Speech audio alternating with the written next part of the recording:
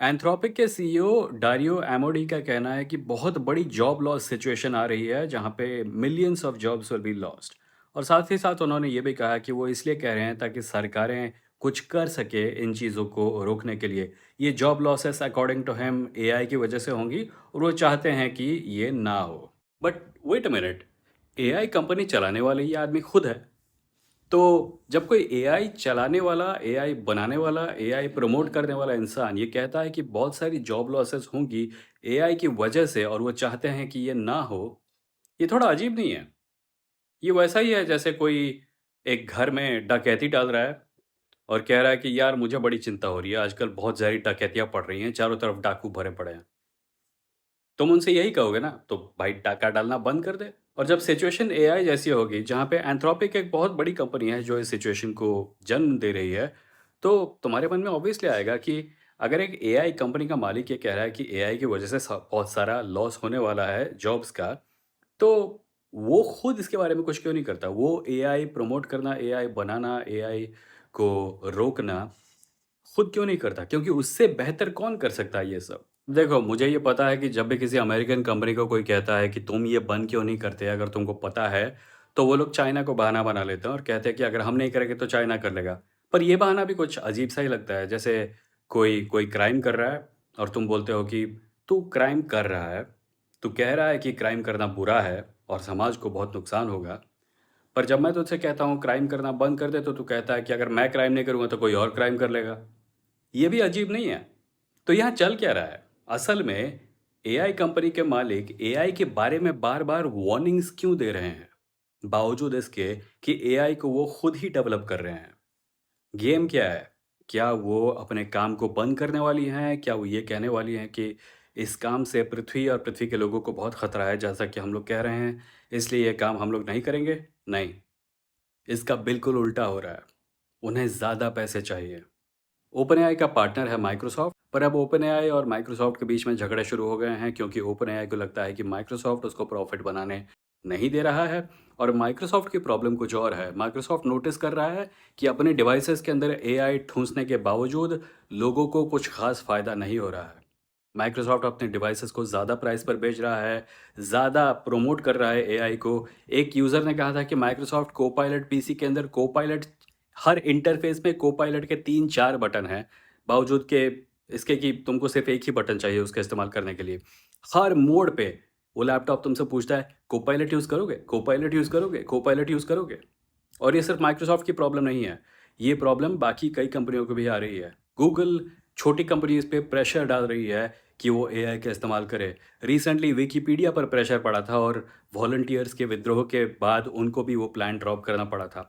ये बड़ी कंपनियाँ हर छोटी कंपनी पर, हर वेबसाइट पर, हर इंटरनेट के हर हिस्से पर प्रेशर डाल रही हैं कि अपनी प्रेज़ेंटेशन में, अपने काम में एआई को इंटीग्रेट करो। इसलिए नहीं क्योंकि एआई असल में लोगों के काम आ रहा है, इसलिए क्योंकि इसके ऊपर उनका बहुत सारा पैसा राइड कर रहा है। ये कंपनियां एआई के बारे में वार्निंग्स दे देकर इतनी ज़्यादा हाइप क्रिएट कर रही हैं कि अब ये बड़ी कंपनीज के एग्जीक्यूटिव्स को भी प्रभावित करने लगा है।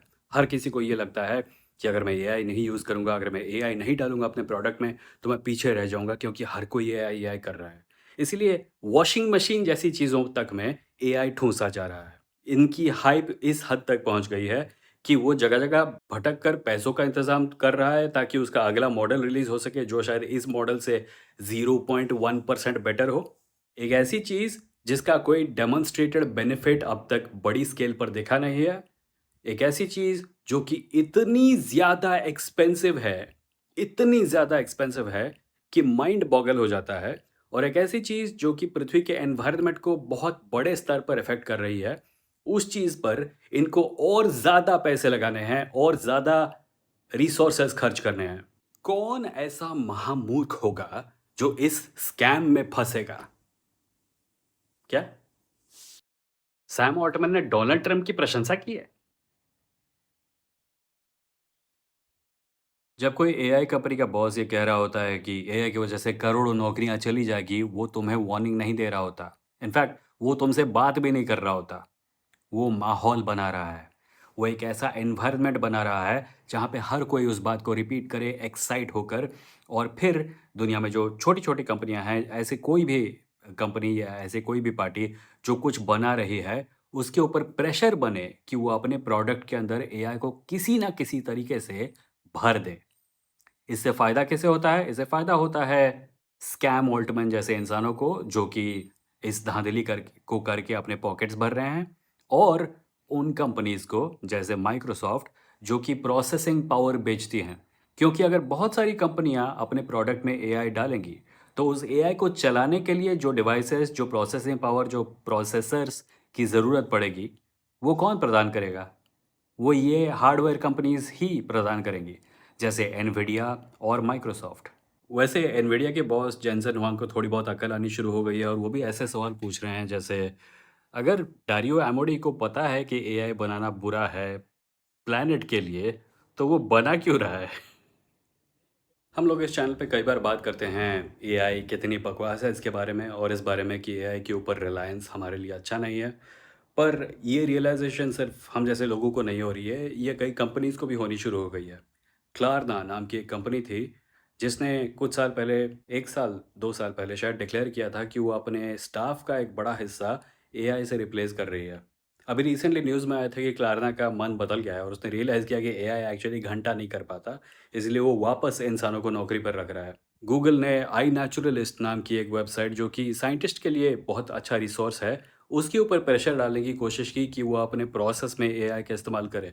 पर आई नेचुरलिस्ट के लिए जो वॉलंटियर्स काम करते थे, उन्होंने विद्रोह कर दिया और कहा कि इसका मतलब है कि एआई कचरा फैलाएगा और हम उस कचरे को साफ करेंगे और गूगल को हमें पैसे भी नहीं देने होंगे। विकिपीडिया के बारे में मैंने थोड़ी देर पहले बात की थी और हमने देखा था कि विकिपीडिया पे ये ऑप्शन था कि हो सकता है कि विकिपीडिया आर्टिकल्स के ऊपर एआई वाली समरी आए, पर उसको भी विकिपीडिया के वॉलंटियर्स ने और विकिपीडिया के बोर्ड ने रिजेक्ट कर दिया।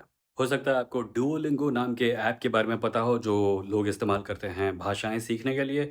उसने भी रिसेंटली एआई पर बहुत ज़्यादा एम्फेसिस दिया था और अपने ह्यूमन स्टाफ को रिप्लेस कर दिया था एआई से।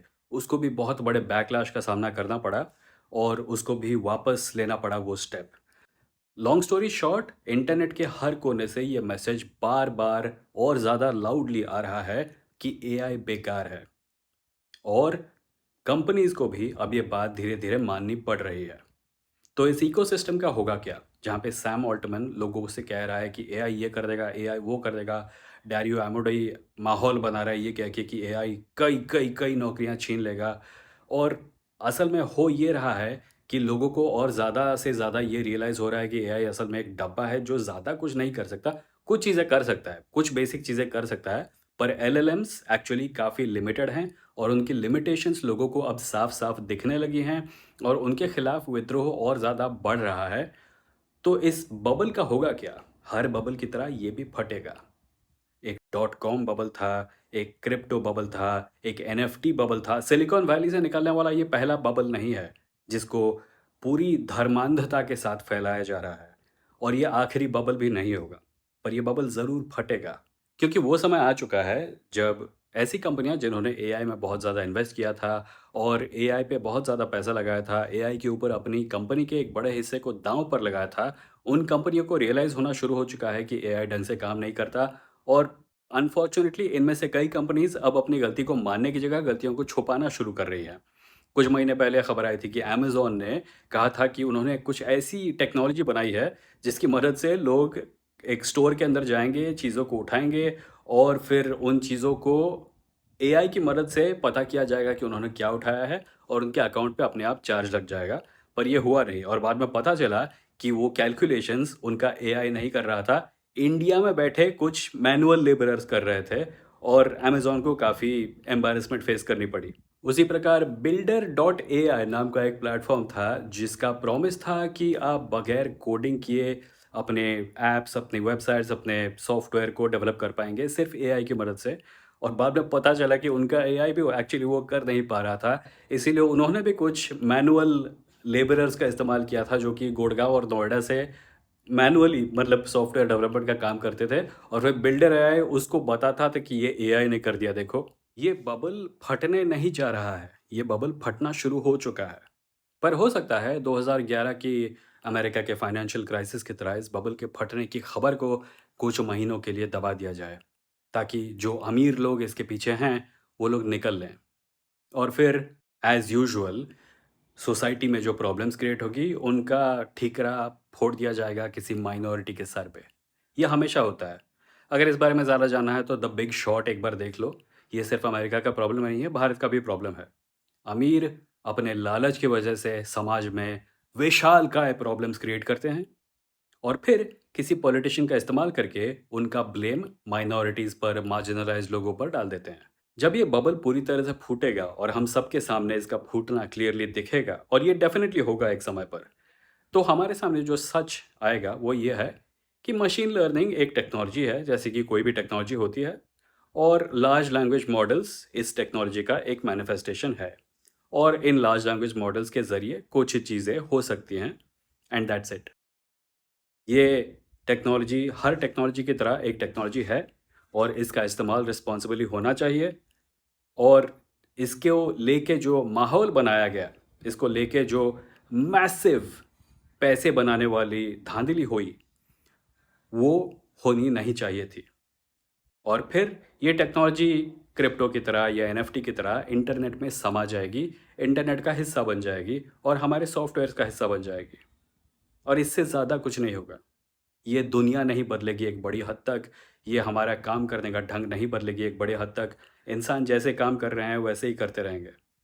इस समय जो पैनिक इंड्यूस किया जा रहा है लोगों में, कंपनीज़ में, हर प्रकार के इंसान में, वो सिर्फ़ और सिर्फ़ एक पैनिक है और इस पैनिक को फ्यूल करने के लिए पैसे लगाए जा रहे हैं और इस पैनिक से पैसे बनाए जा रहे हैं। That's it, that's what I wanted to talk about. Thank you for listening, I will see you next time.